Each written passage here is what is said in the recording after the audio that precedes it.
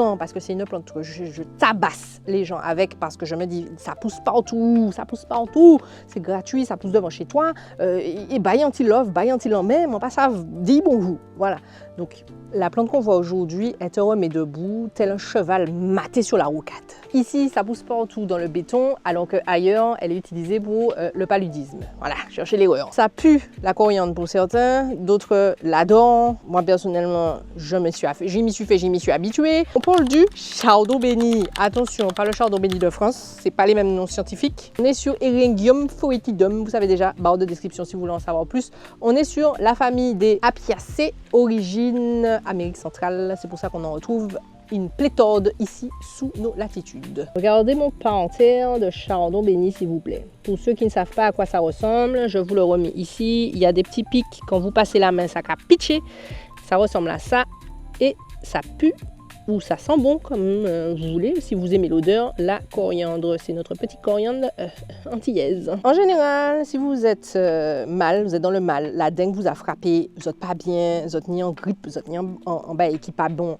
En les autres, on va vous dire, prends du chardon béni. Même le 15, c'est le 15 ans. Quand il y a les épidémies de dengue, ils vont dire aux gens, on peut rien vous faire, allez prendre du chardon béni, tout simplement. Voilà. Vous savez déjà, je ne suis pas docteur. Hein. Bon, ma parole n'est pas évangile non plus. Normalement, c'est ce que j'ai entendu qu'on a dit, je ne veux pas avoir de problème. Bref, le chardon béni, il est bon pour les fièvres tenaces.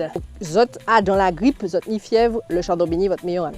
Il est aussi utilisé pour tout ce qui est digestif, diarrhée, digestion difficile, toutes ces choses-là. C'est super bien documenté. Vous avez énormément d'articles scientifiques sur le sujet. Je vous mets ça, vous savez déjà, en barre de description. C'est un anti-vomitif. Donc, si les autres qui a commencé à sentir que baguette là a monté, un petit peu de chardon béni, ça aussi pareil, étude bien validée sur le sujet. Potenseur et antirhumatismal, documenté, pareil. Et il est aussi vulnéraire, donc une cicatrisation externe, validée. Un petit peu moins, c'est qu'en fait, c'est un anti-paludéen, bref, il combat le paludisme. Il est héménagogue, ça veut dire qu'il va réguler le cycle menstruel et ça, très peu de personnes le savent. C'est un antifongique et il a été testé contre plusieurs candidats. Alors, candidat, pas des candidats, hein, un candidat avec T à la fin, non, candidat santé, c'est A-N-D-I-D-A, un candidat, des fois c'est ça qui pousse dans ton estomac là, c'est des bactéries. Un candidat, tu vas aller googler, mais c'est pas candidat, le candidat, genre un candidat au bac, non, ou un candidat à l'élection présidentielle, c'est pas candidata. Et il est riche en vitamine C et en caroténoïdes.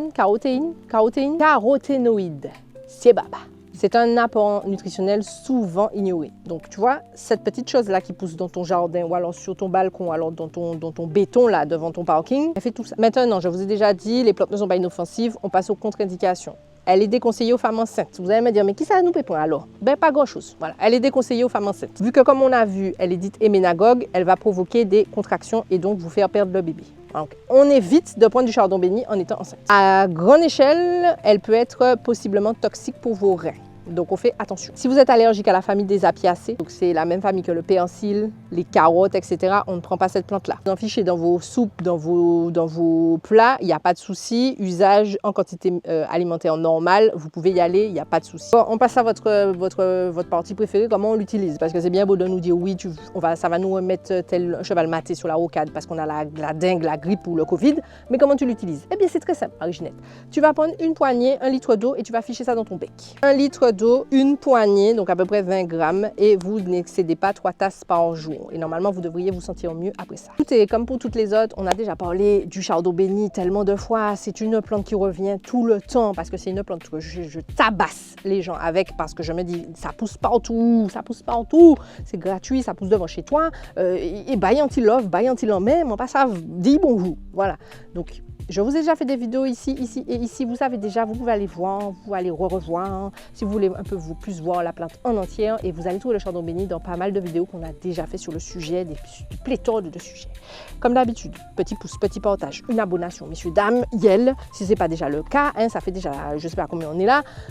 S'il te plaît, abonne-toi. Bon, parce que là, mon travail est fort bazote, donc abonnez-vous et puis retenez que ça, c'est du chardon béni, s'il vous plaît. Je ne veux plus entendre quelqu'un qui me montre ça et puis qui me dit je pensais que c'était une mauvaise herbe, je ne sais pas à quoi ressemble le chardon béni.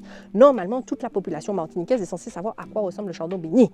Je suis fatiguée là.